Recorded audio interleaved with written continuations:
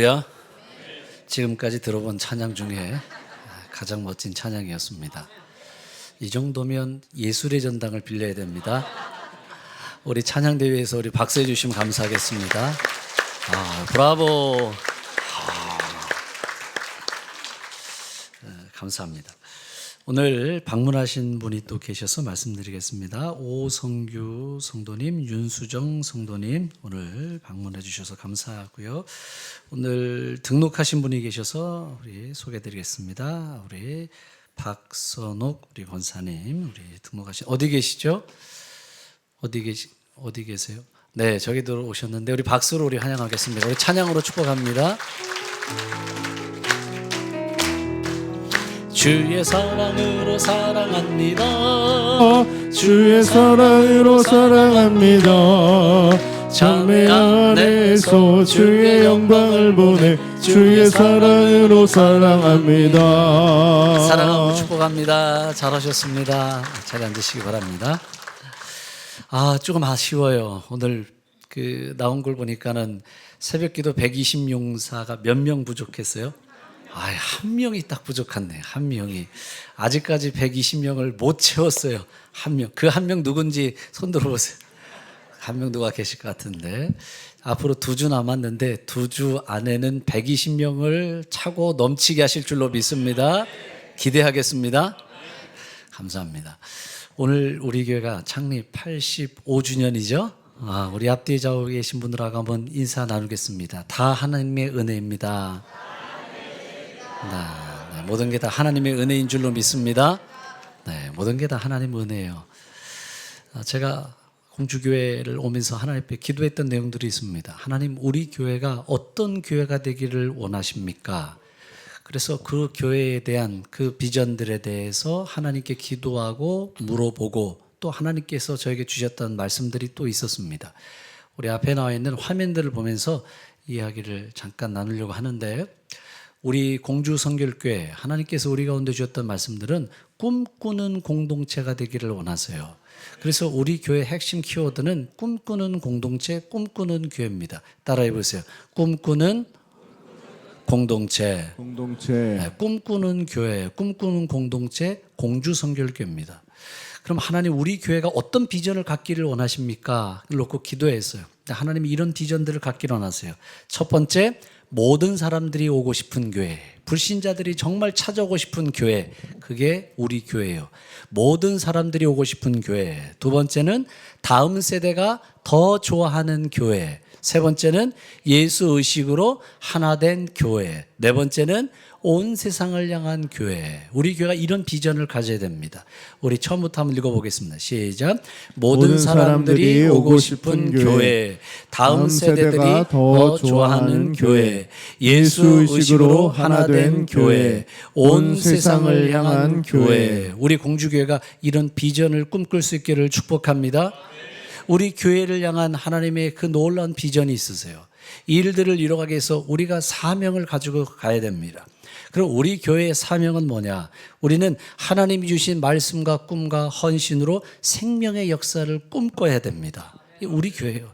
말씀과 꿈과 헌신을 통해 생명의 역사를 꿈꿔야 됩니다. 그래서 우리 교회는 말씀 생명 공동체입니다. 말씀의 생명 공동체. 영혼을 살리는 것은 말씀에 있습니다. 창세기부터 요한계시록까지 말씀에 집중하고 우리 새벽마다 아침에 창세기부터 시작을 하고 있어요. 말씀에 우리 인생과 미래를 거는 말씀의 생명 공동체. 두 번째는 꿈꾸는 생명 공동체입니다. 내가 만든 꿈에 하나님을 초청하는 것이 아니라 하나님이 주시는 꿈입니다. 하나님이 주시는 꿈에 우리가 동참해서 하나님이 살아계신 역사를 경험합니다. 그래서 꿈꾸는 생명 공동체예요. 세 번째는 헌신의 생명 공동체입니다. 예수님을 믿고 그분을 나의 구주로 고백한 모든 사람은 예수님의 제자입니다. 우린 다 예수님의 제자들이에요. 그리고 예수님의 제자들이 교회를 움직이는 주체가 되어야 되고, 목회자들에 의해서만 움직여지는 교회가 아니라 평신도들에 의해서 움직여지는 공동체. 이 헌신의 생명 공동체가 우리의 사명입니다.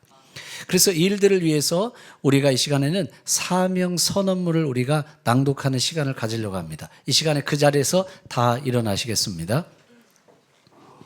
다 일어나시고 오른손을 드시고 제가 하나 그러면 그 다음에 나와 있는 말씀들을 우리 성도님들이 읽어주시면 되겠습니다.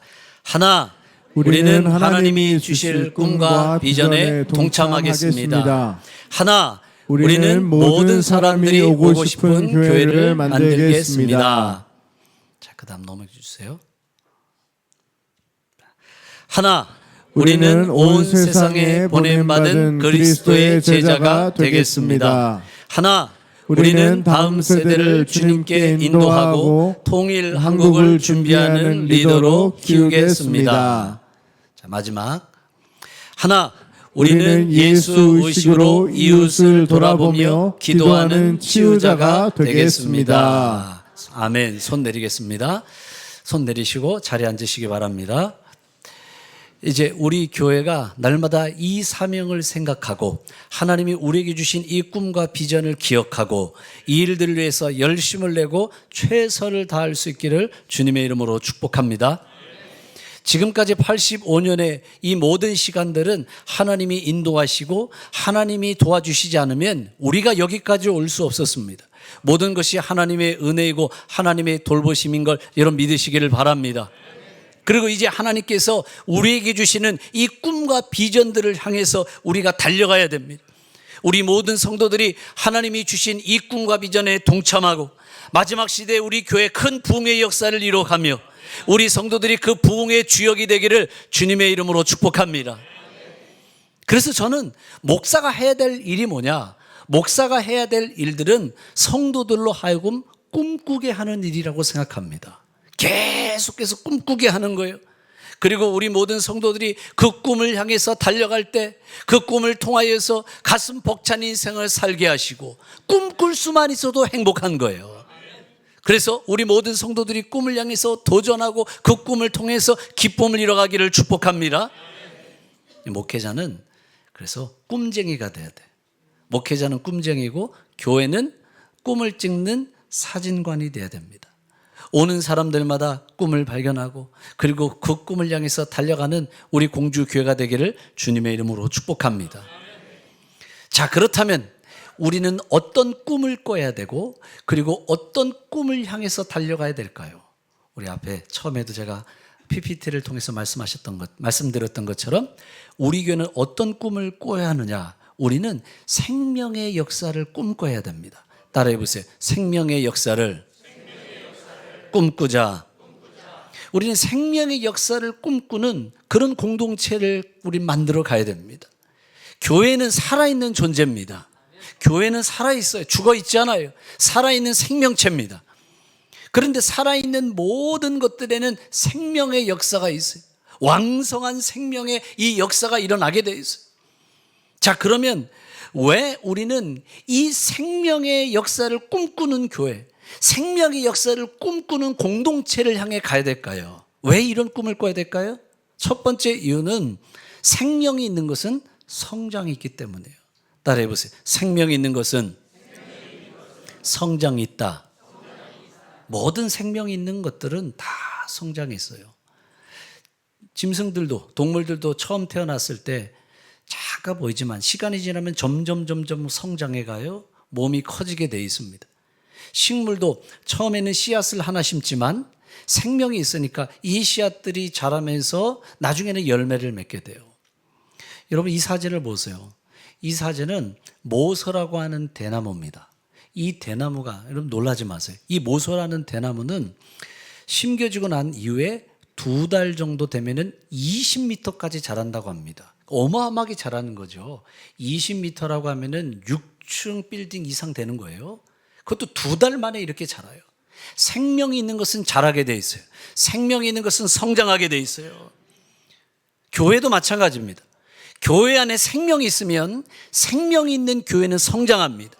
생명이 있는 교회는 자라게 돼 있습니다. 우리가 예수를 믿고 난 이후에 구원받았다. 그게 끝이 아니에요. 그게 전부가 아닙니다. 우리가 구원받고 난 이후에 하나님은 우리가 자라기를 원하시고 성장하기를 원하십니다. 말씀을 보세요. 에베소서 4장 13절 말씀을 보세요. 에베소 4장 13절 말씀 읽어보겠습니다. 시작. 우리가 다 하나님의 아들을 믿는 것과 아는 일에 하나가 되어 온전한 사람을 이루어 그리스도의 장성한 분량이 충만한 데까지 이르리. 이런 말씀을 보세요. 우리가 어느 분량까지 자라기를 원하실까요? 그리스도의 장성한 분량, 성장하기를 원하고 자라가기를 원하신다라는 거예요. 아이들을 키울 때 처음 아이들이 태어난 갓난아기가 귀엽죠. 보기만 해도 귀엽죠. 공갈적 꼭지를 물고 있고 기저귀를 차고 그런 모습을 보면 얼마나 귀여운지 몰라요. 그런데 이 아이가 점점 성장해서 나이가 30이 되고 40이 됐습니다. 그런데 여전히 공갈적 꼭지를 물고 다녀요. 기저귀를 차고 다녀요. 제가 교회 올 때마다 공갈적 꼭지를 물고 오는 거예요. 이렇게 물고 와요. 그러면 제 모습이 귀여울까요? 하나도 안 귀여워요. 어렸을 때나 그런 거지. 계속해서 우리는 성장하고 자라가는 모습들이 있어야 되는 거예요. 그런데 교회를 30년, 40년 오랫동안 나왔음에도 불구하고 신앙이 성장이 없어요. 신앙이 성숙함이 없어요. 어린아이 같은 신앙의 모습이에요. 그래서 교회에서 뭐 조그만 일만 있으면은 시험 들었어요. 뭐 상처받았어요. 섭섭해요. 말할 때마다 그래요. 하나같이 다 어린아이 같은 신앙이라는 거예요. 우리가 신앙이 성장하면 성장할수록 어린아이 같은 모습을 버려야 됩니다. 바울을 보세요. 고린도전서 13장 11절 말씀을 보면 바울이 이런 이야기를 합니다. 고린도전서 13장 11절. 내가 어렸을 때는 말하는 것이 어린아이 같죠. 또 깨닫는 것도 어린아이 같고 생각하는 것도 어린아이 같고 그러나 장성한 사람이 됐어요. 성장했어요. 그럼 어린아이의 일을 버렸노라. 어린아이 같은 생각도 버리고 어린아이 같은 그런 말도 버리고 이 말을 뒤집어서 이야기하면 우리가 계속해서 성장해 가면서 어린아이 같은 그런 미성숙한 모습들을 자꾸 버려가야 돼요. 어제보다는 오늘의 신앙이 더 성장해야 되고 오늘보다는 내일의 신앙이 더 성장해 갈 수 있어야 됩니다. 우리 공주교회가 생명의 역사를 통해서 더 성장하고 성숙해 갈 수 있기를 주님의 이름으로 축복합니다. 그런데 이것이 외형적인 성장만을 말하지 않아요. 어른이 돼서 몸이 컸다. 그것만을 성장이라고 말하지 않아요. 생각도 성장해야지. 그래서 우리의 신앙이 성장한다는 것은 신앙에 철이 드는 거예요. 따라해 보세요. 신앙에 철이 들어야 한다. 신앙에도 철이 들어야 돼. 어렸을 때는 아이들이 어린아이 같아요. 자기밖에 몰라. 자기밖에. 그런데 아이들이 철이 들기 시작을 합니다. 아이들이 철이 들기 시작하면 다른 사람이 보이기 시작을 해요. 다른 사람의 아픔이 보이기 시작을 해요. 부모의 아픔이 보이기 시작을 해요. 그럴 때 부모들이 자녀들에게 이렇게 말합니다. 우리 아이들 철 들었네? 그런 말하죠. 철 들었다고 그래요. 그럼 부모의 아픔을 보기 시작을 하는 거예요. 교회도 철이 들어야 됩니다. 우리의 신앙이 철이 들어야 돼요. 우리의 신앙이 성장하고 우리의 신앙이 철이 들기 시작을 하면 주변에 있는 사람들이 보이기 시작을 해요. 아픔이 보이기 시작을 해요. 다른 사람들을 배려하기 시작을 하는 거예요. 신앙의 철이 드는 거예요. 신앙의 성장에 가는 거예요. 어떤 집사님이 이런 간증을 하시더라고요. 책에 이번에 간증이 기록을 해놨는데 이런 내용이었어요. 저는 조금도 부러울 것이 없는 사람이었습니다. 남편은 큰 회사에 다니면서 남들보다 항상 앞서서 진급했고 가정도 안정이 돼서 뭐 그렇게 넉넉하지는 않지만 부족한 것도 없었습니다. 자녀들도 신앙생활을 잘하고 남들 부러울 것이 없는 하나님의 복을 받았구나 늘 하나님께 감사를 했습니다. 결혼했을 때 처음은 좀 힘들었지만 항상 하나님 말씀대로 살려고 하고 그것이 하나님의 복이다 생각하니까 또 감사했습니다. 그런데 어느 날 목사님이 교회 아픈 성도가 있는데 같이 좀 신방 갑시다 그렇게 말씀하셔서 그 가정에 찾아가게 됐습니다. 그런데 그 가정에 찾아갔는데 추운 겨울날 난방은 고사하고 전기요금을 낼 돈조차 없어서 한기가 드는 그 바닥에 아이들과 함께 누워있는 모습을 보게 됐습니다. 저는 신방을 마치고 돌아오는데 엄청난 충격에 휩싸였습니다. 우리 모두가 다 예수님 안에서 하나이고 예수님 안에서 한 가족인데 하나님은 나에게 복을 주셨고 그 복이 다른 사람들과 함께 하지 않는 것, 그것이 죄라는 것을 깨달았습니다. 이런 얘기를 했어요. 다른 사람의 아픔이 보이기 시작을 하는 거예요. 하나님이 나에게 많은 축복을 주셨는데 그 축복을 나누지 않고 나 혼자 그 축복에만 취해서 살아가고 있는 그 모습, 그게 죄라는 것을 깨닫게 됐습니다. 신앙이 철이 든 거죠. 신앙이 성장해 간 거죠. 여러분, 생명이 있는 교회는 신앙에 철이 들게 돼 있어요. 생명이 있는 교회들은 오늘 다른 사람의 아픔이 눈에 들어오기 시작을 합니다. 그래서 우리 교회가요, 오늘 생명의 역사가 있는 교회가 돼서 다른 사람들의 아픔들이 눈에 들어와야 돼요. 죽어가는 영혼, 아파하는 영혼들이 내 눈에 들어와야 돼요. 하나님이 우리에게 두 손을 주셨어요. 왜 두 손을 주셨을까요? 한 손은 나를 향하고 한 손은 다른 사람을 향하라는 거예요. 교회가 그런 겁니다. 우리가 날마다 이야기하고 생각할 때마다 우리 교회, 우리 교회만을 생각하고 우리 교회만을 말해요. 우리 교회. 물론 우리 교회가 중요합니다. 그런데 우리 교회만 만약 이야기한다면 우리 교회는 더 이상 성장을 멈춘 교회라는 거예요. 교회는 항상 공공성을 가져야 돼요. 교회는 우리만을 향한 교회가 아니라 온 세상을 향한 교회가 돼야 돼요. 우리 공주교회 비전이 온 세상을 향한 교회입니다. 우리가 그렇게 가슴 넓은 교회, 우리 안에 온 세상을 향한 그 비전을 가질 수 있기를 주님의 이름으로 축복합니다. 그게 우리 교회가 돼야 돼요. 야곱이 요셉을 향해서 마지막 유언의 메시지를 얘기할 때 샘 곁에 무성한 가지가 담을 넘었다고 그랬어요. 샘 곁에 무성한 가지, 그럼 풍성함이 있는 나무죠. 그런데 이 나무가 담을 넘었다. 하나님이 주신 이 축복이 요셉 안에만 머무는 것이 아니라 요셉을 뛰어넘으라는 거예요. 온 세상을 향해 가라는 거예요. 여러분, 우리가 마찬가지입니다. 우리 교회가 85년이 되었습니다. 이 85년 동안 하나님이 지켜주셨고 하나님이 돌봐주셨습니다.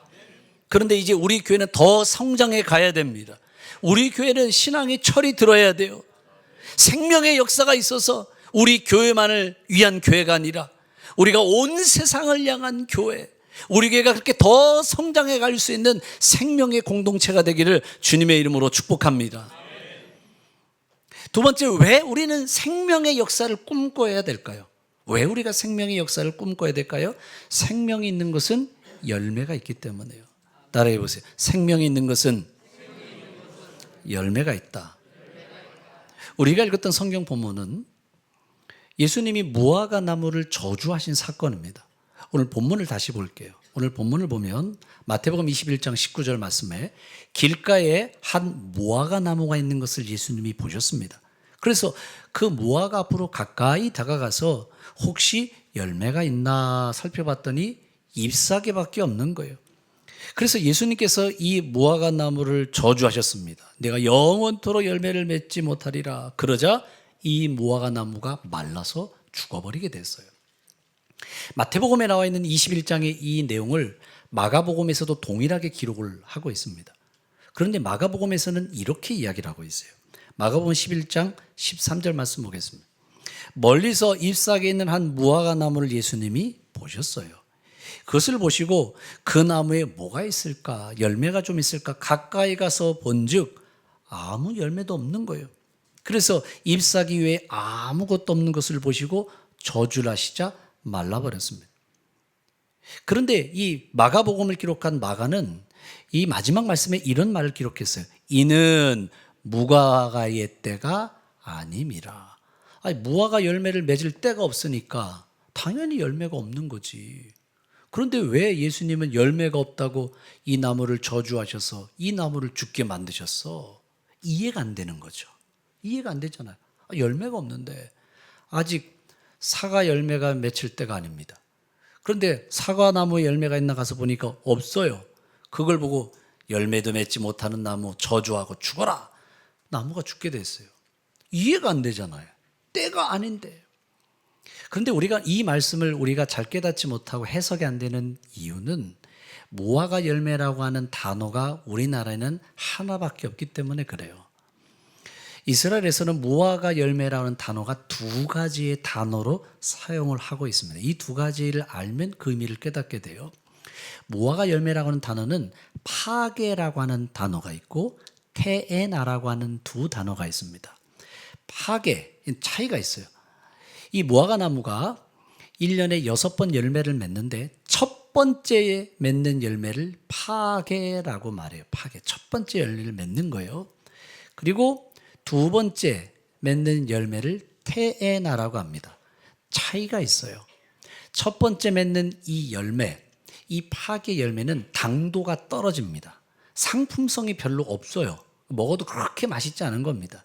진짜 맛있는 열매는 두 번째 열리는 테에나부터가 진짜 열매예요.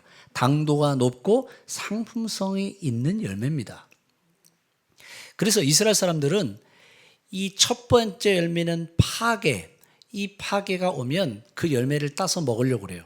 주인도 그 열매를 따는 걸 내버려 둡니다.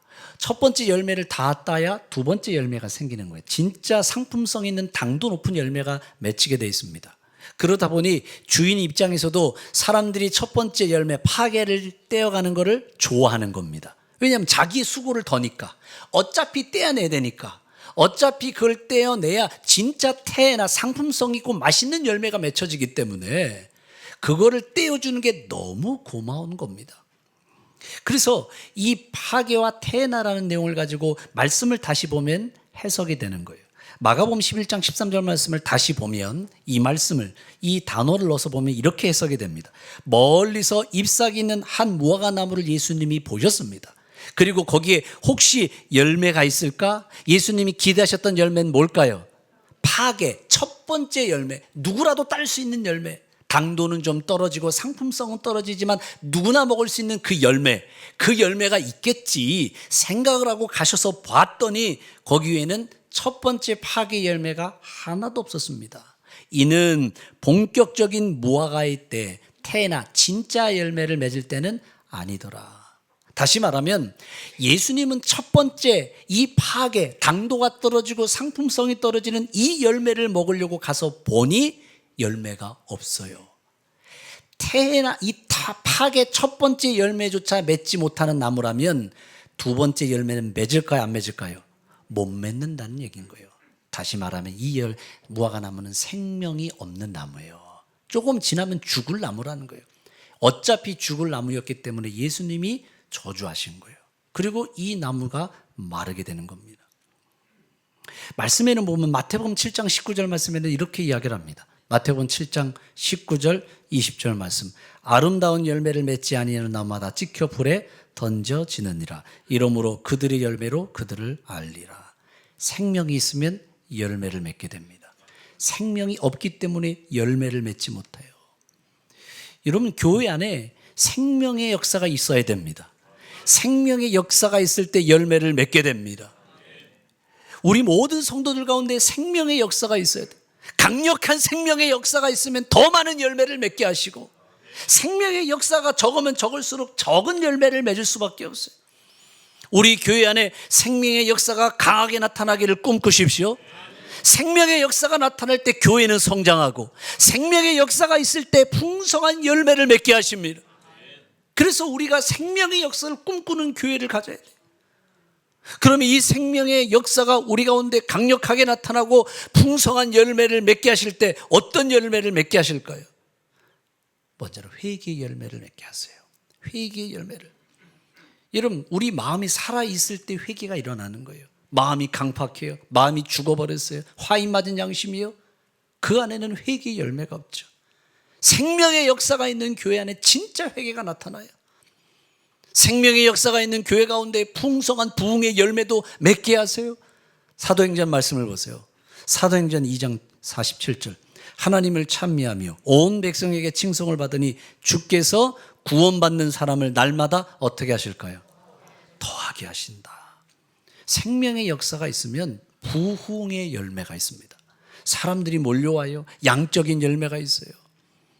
여러분, 교회가 양적인 부흥의 열매도 있어야 됩니다. 어떤 분들은 이 양적 부흥의 열매에 대해서 부정적으로 생각하는 분들이 있어요. 질적인 성장이 있으면 양적인 성장은 자연적으로 따라온다, 이렇게 생각을 하고 있어요. 그렇지 않아요. 여러분, 질적 성장과 양적 성장은 사실은 별개의 문제인 거예요. 우리가 교회가 부흥하려면 전도해야 부흥하잖아요. 그냥 부흥하는 게 아니잖아요. 전도해야 부흥하는데, 그러면 내가 신앙이 깊어지고 믿음이 깊어지고 그리고 신앙이 성장하고 성숙했다고 해서 다 나가서 전도할까요? 전도는 별개예요. 별개. 목사도 그래도 믿음이 없는 건 아니잖아요. 그렇죠? 목사도 믿음이 있고 신앙이 있잖아요. 그런데 교회에서 전도 제일 못하는 사람이 누군지 아세요? 목사야. 목사가 전도를 제일 못해. 믿음이 없는 게 아니에요. 신앙이 없는 게 아니에요. 그런데도 전도는 별개거든요. 질적인 성장이 있다고 해서 반드시 양적 성장을 다 가져오는 것은 아닙니다. 그렇지는 않아요. 물론 질적 성장을 이뤄가야 되죠. 우리가 이 생명의 역사를 이뤄갈 때에 양적인 성장과 양적인 부흥의 열매를 우리가 이뤄갈 수 있도록 최선을 다하는 것도 필요한 겁니다. 지금 한국 교회가 위기잖아요. 교회가 점점 침체되어지고 있고, 지금 이런 상황으로 간다면 정말 한국 교회가 어떤 상황을 맞이할지 모르겠어요. 지방에 있는 도시들은 인구 소멸 지역이라고 그랬습니다. 점점 사람들이 줄어들고 있어요. 아이들을 낳지 않고 있어요. 그래서 교회가 양적인 부흥의 열매를 가져야 돼요. 부흥의 역사가 일어나야 되는 거예요. 그러면 우리 안에 이 양적 부흥의 역사가 일어나야 되고, 양적 부흥의 열매를 이뤄가려면 생명의 역사가 있어야 돼요. 이 생명의 역사를 통해서 양적인 부흥의 열매를 맺게 하는데, 이 생명의 역사를 다른 말로 쉽게 말하면 교회 안에 먹을 것이 있어야 된다는 얘기예요. 따라해 보세요. 교회 안에 먹을 것이 있어야 한다. 교회 안에 먹을 것이 있어야 됩니다. 오늘 점심 잘 차렸습니다. 먹을 게 있습니다. 교회 안에 먹을 게 있어야 돼요. 제가 한 번은 주일학교 아이들과 동물원을 간 적이 있습니다. 동물에 가니까 연못이 이렇게 있더라고요. 그래서 그 한쪽 편에서 물고기 먹이를 팔고 있는 거예요. 그래서 아이들에게 사서 물고기 먹이를 하나씩 다 나눠줬습니다. 조그만한 걸로 해서 하나씩 나눠줬어. 그래서 연못 위에다가 먹이를 던지는데, 아니 보이지 않던 물고기들이 어디서 온 것부터 막 몰려들기 시작을 하는 거예요.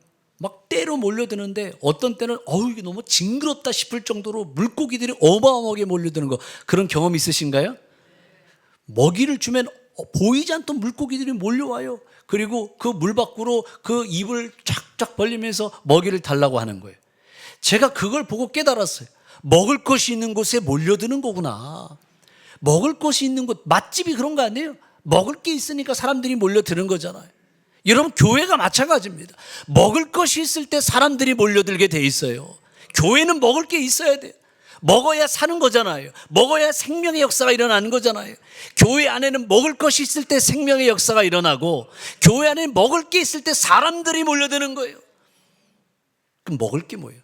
기도라는 먹을 게 있어야지. 말씀이라고 하는 먹을 것이 있어야지. 기도와 말씀이라는 먹을 것이 있을 때 생명의 역사가 일어나고, 그곳 가운데 사람들이 몰려드는 거예요. 초대교회를 보세요. 사도행전 6장 7절 말씀 보세요. 초대교회, 하나님의 무엇이 왕성해요?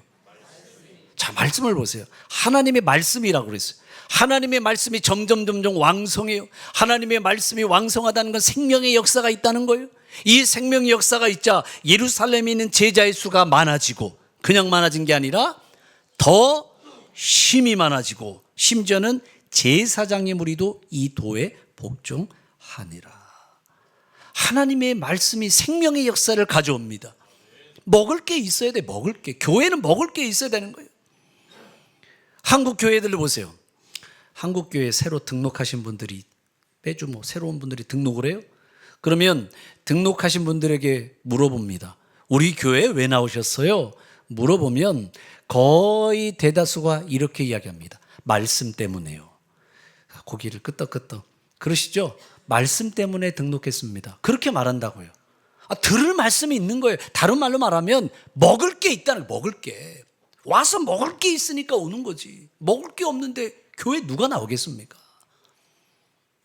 그래서 저는 우리 교회가 앞으로도 기도와 말씀이 풍성한 교회로 만들어갈 겁니다. 기도가 살아있는 교회, 말씀에 먹을거리가 있는 교회, 그런 교회로 더 만들어갈 거예요. 그럴 때 그 가운데 생명의 역사가 있어요. 우리 공주교회가 먹을 것이 있는 교회, 기도와 말씀에 생명력이 있는 교회, 그런 교회를 꿈꿀 수 있기를 주님의 이름으로 축복합니다. 또 이 생명의 역사가 있다는 것은 풍성한 열매뿐만 아니라 질적으로도 좋은 열매를 맺게 되어 있어요. 생명의 역사가 있는 교회에 치유가 있어요. 생명의 역사가 있는 교회에 회복의 역사가 있어요. 생명의 역사가 있는 교회 가운데 변화의 일들이 일어납니다. 죽으려고 하는 사람 약을 들었다 놨다 해요. 그런데 살아갈 소망을 교회 나올 때 얻게 되는 거예요. 저 사람은 도저히 변화될 사람이 아닙니다. 그런 사람들이 교회 나오는데 삶의 변화를 가져와요. 좋은 열매로 바뀌어지는 거예요. 그런데 이 질적으로 좋은 열매를 맺게 하는 게 생명의 역사인데, 이 생명의 역사는 기도와 말씀 외에 성령의 역사입니다. 성령이 우리 안에 생명의 역사를 갖게 하세요. 성령이 충만하면 생명의 역사가 강하게 나타납니다. 성령의 충만한 역사가 있으면 성도들로 하여금 변화의 역사가 일어나고 치유의 역사가 일어나고 회복의 역사가 일어나는 걸 이런 믿으시기를 바랍니다. 그래서 생명력 있는 역사를, 우리 그런 교회를 만들어 가려면 기도가 살아 있어야 되고 말씀에 먹을거리가 있어야 되고 성령의 강력한 역사가 있어야 돼요. 그 갈라디아서 말씀 보세요. 갈라디아서 5장 22절 23절 말씀에 보면 성령의 9가지 열매를 이야기합니다. 9가지 열매 내용을 보세요. 사랑, 실학, 화평, 오래 참음, 자비, 양성, 충성, 온유, 절제. 이 9가지의 내용을 잘 살펴보면 하나같이 우리의 마음과 우리의 성품에 대한 이야기입니다. 그렇죠. 보면 사랑, 실학, 자비, 충성, 온유, 절제, 양선, 전부 우리의 마음과 성품에 관한 이야기예요. 다시 말하면 성령이 우리 안에 충만해서 그 성령을 통한 생명의 역사는 우리의 마음을 치유해 갑니다. 우리의 마음을 변화시켜 갑니다. 우리를 새롭게 만듭니다. 그래서 기도와 말씀과 성령의 역사는 함께 만나야 돼요. 그럴 때 그 안에는 엄청난 생명의 역사가 일어납니다. 기도를 보세요. 그냥 내가 이성적으로 지식적으로 기도하는 것과 하나님의 영으로 기도할 때는 엄청난 차이가 있어요. 그래서 영으로 기도해야 돼. 말씀도 그냥 지식적으로 내가 하나님의 말씀을 받아서 내 안에 담는 것과, 그리고 성령의 그 역사심 가운데 하나님의 말씀이 내 안에 들어오는 것은 엄청난 차이가 있습니다. 예를 들어서 이 성경책인데 이걸 폭탄이라고 생각해 보자고요. 도시락 폭탄. 윤봉길 의사의 도시락 폭탄. 도시락 폭탄이라고 생각을 해요. 이 폭탄을 들고 제가 만약에 우리 성가대에 있는 사람들 한 명 딱 때렸다. 고만여 권사님을 이걸로 때리면 다치거나 죽을 수도 있겠죠. 잘못하면. 그렇죠. 그런데 이 폭탄에다가 불을 붙인다고 한번 생각해 보세요. 이 폭탄에다 불을 붙이면 그럼 한 명만 죽고 다치는 게 아니라 이게 터져서 이 자리에 있는 수많은 사람들이 죽고 다치게 돼 있어요. 무슨 말이냐면 하나님은 이 말씀 그 자체로도 능력이 있습니다. 여러분 아멘이신가요? 하나님의 말씀은 말씀 그 자체로도 능력이 있어요. 이 말씀 자체로도 생명의 역사가 있습니다. 그러나 이 말씀에 성령의 불이 붙는다고 생각해 보세요. 이 말씀에 성령의 불이 붙는 순간 그 안에는 엄청난 폭발적인 역사가 나타나게 돼 있어요. 그래서 기도할 때는 성령님이 만나야 되고 말씀 가운데는 성령님이 만나야 됩니다. 그 가운데는 엄청난 생명의 역사가 일어나는 걸 이런 믿으시기를 바랍니다. 그래서 매일 우리가 드려지는 이 예배의 자리는 오순절 마가의 다락방이 돼야 돼요. 우리 성도들이 다 성령을 받아야 됩니다. 성령님이 바람같이 마시고 불같이 마시기를 축복합니다. 성령님을 만나야 돼요. 그래서 이 성령은 과거의 사건이 아니라 오늘의 사건이고 현재의 사건이 되어야 됩니다. 따라해 보세요. 성령은 과거의 사건이 아니라 오늘의 사건이고 현재의 사건이어야 한다. 오래전 오순절 마가의 다락방에 임했던 그 성령님이 아니라 오늘 그 성령님은 오늘의 사건이고 현재의 사건이어야 됩니다.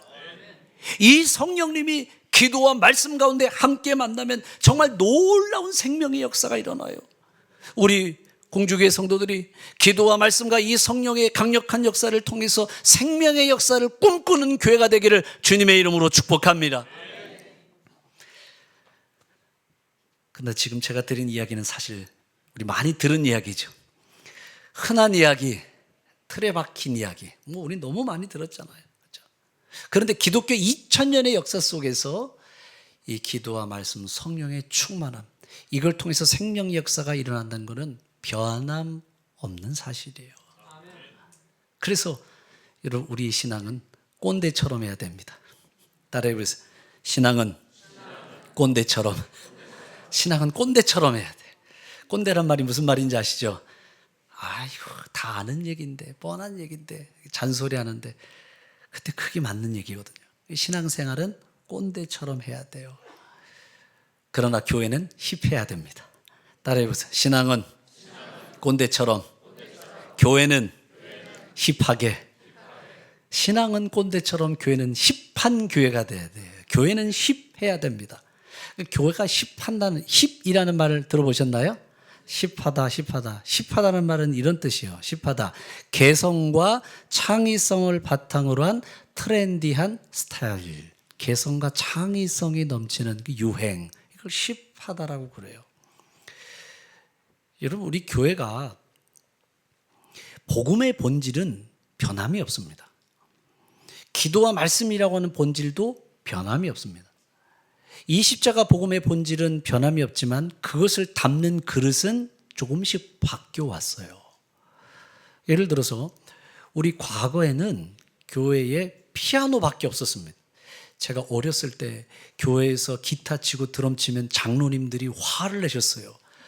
이렇게 거룩한 예배당에서 어떻게 드럼을 치고 전자악기, 세상 악기를 가지고 왔냐고 하면서 교회 앞마당으로 다 내던져 버렸어요. 드럼 왜 갖고 왔냐고 얘기하고.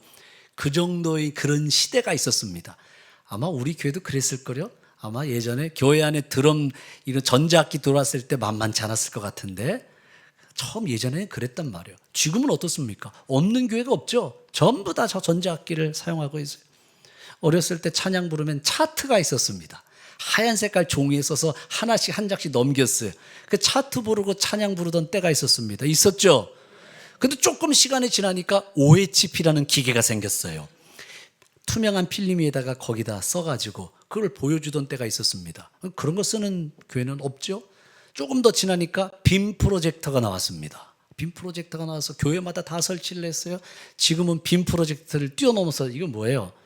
LED 스크린이 나왔습니다. LED 스크린. 그러면 LED 스크린을 사용한다고 해서 복음의 본질이 바뀐 걸까요?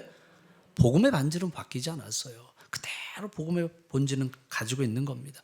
만약에 우리가 예전처럼 여기에 종이 하얀색 차트에 찬양 가사 쓰고서 부르면 사람들 다 웃을 것 같은데요. 우리 성도들이 다 웃을 것 같아요. 지금은 그런 시대가 아니죠.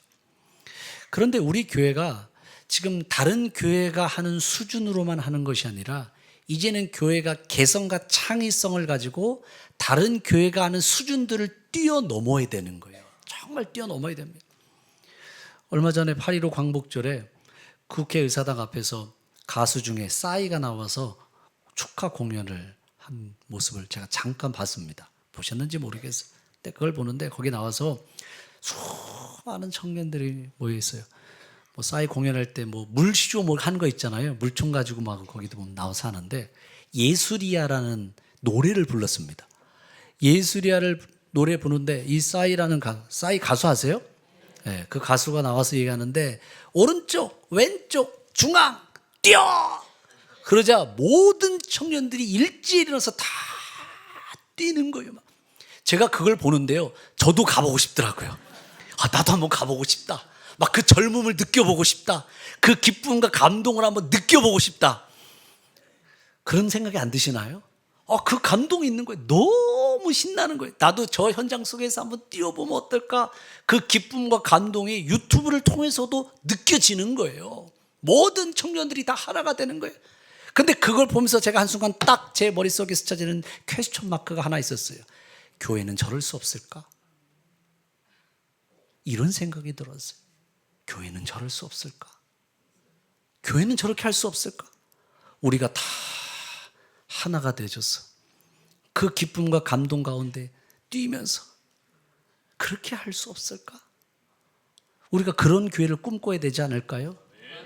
우리가 그런 교회를 꿈꿔야죠. 수많은 청년들이 이 본당에 차고 넘쳐서 아멘 해야지. 이 본당에 수많은 청년들이 몰려와서 함께 거기서 뛰면서 찬양하는 걸 꿈꿔야 되지 않을까요? 우리가 그걸 꿈꿔야죠. 그래서 여러분, 우리 교회 이런 예배당도 어떻게 보면 좀 파격적일지 모르지만 지금 어떤 교회들 같은 경우에는 이 교회 예배당 본당 자체를 오늘 콘서트홀처럼 바꾸는 교회들도 있습니다. 청년들이 많이 모이는 교회들은 거의 그렇죠. 이 예배당을 콘서트홀처럼 바꿔가는 거예요. 이게 예배당이 맞나 싶을 정도로. 왜 그렇습니까? 힙하게 청년들의 눈높이에 맞춰서 그렇게 가는 거예요. 자꾸 변화시켜 가는 거예요. 교회가 저는 적어도 우리가 살고 있는 집 수준은 돼야 된다고 생각합니다. 교회가 적어도 우리가 사는 집 수준은 돼야죠. 우리가 사는 집을 얼마나 잘 해놨습니까? 잘 해놨잖아요. 어떤 집을 보면 새 아파트에 입주하는데 잘 되는 인테리어를 전부 다 뜯어냈습니다. 자기가 원하는 인테리어 스타일로 전부 다 바꿔가는 거예요. 그럴 수 있죠. 내가 원하는 스타일이 있으니까. 적어도 교회가 내가 사는 집 수준 정도는 돼야 되는 겁니다. 그 정도 수준은 돼야 되는 거죠. 그래서 자꾸 변화가 일어나야 돼요. 우리 주일학교 아이들이 교회 예배당에 올 때 그 예배당의 모습들이 아이들의 눈높이에 맞춰줄 수 있어야 되고, 또 놀아도 교회에서 놀아야 돼요. 제가 가지고 있는 생각은 그거예요. 아이들이 놀아도 교회에서 놀아라. 자꾸 그런 우리 안에 변화가 일어나야 됩니다. 그런데 외형적인 것만 변화를 주면 힙하다고 말할 수 없죠. 외형적인 것, 하드웨어만 있는 게 아니라 소프트웨어도 따라가야 되는 거죠. 우리 다음 세대, 우리 아이들을 위해서 이런 자원 시설도 만들어주지만 아이들을 위해서 그 가운데 우리 성경 공부도 있어야 되고 어와나 같은 프로그램도 있어야 되고 비전 스쿨 같은 그런 그 안에 내용들도 가득 차야 되는 거예요. 그래서 다음 세대들이 더 좋아할 수 있는 교회를 만들어 가야 됩니다. 아프리카 속담에 이런 말이 있어요. 한 명의 아이를 키우기 위해서 온 마을이 필요하다. 이런 말이 있어요. 아이 한 명을 키우기 위해서는 온 마을이 필요하다. 우리 아이들이, 그리고 우리 다음 세대, 우리 젊은 가정들이 올바른 신앙을 세워가고 바른 인격을 만들어 가기 위해서 여러분, 우리가 최선을 다해야 됩니다. 재정적인 투자만 한다고 해서 교회가 힙해지는 건 아닙니다. 우리 성도들의 기도가 있어야 되고, 우리 성도들의 관심이 있어야 되고, 우리 성도들이 노력이 있어야 됩니다. 우리 교회가 85년 하나님 인도하심 가운데 여기까지 왔습니다. 이제 우리 교회는 앞으로 큰 도약을 이루어 가야 됩니다. 우리 교회가 생명력 있는 교회를 꿈꾸십시오. 우리 강력한 성령의 역사가 있는 교회를 꿈꾸십시오. 다음 세대들이 더 좋아하는 교회, 변화를 이뤄갈 수 있는 교회. 그래서 신앙은 꼰대처럼, 교회는 힙하게, 이런 교회를 꿈꾸는 저와 여러분이 되길 주님의 이름으로 축복합니다.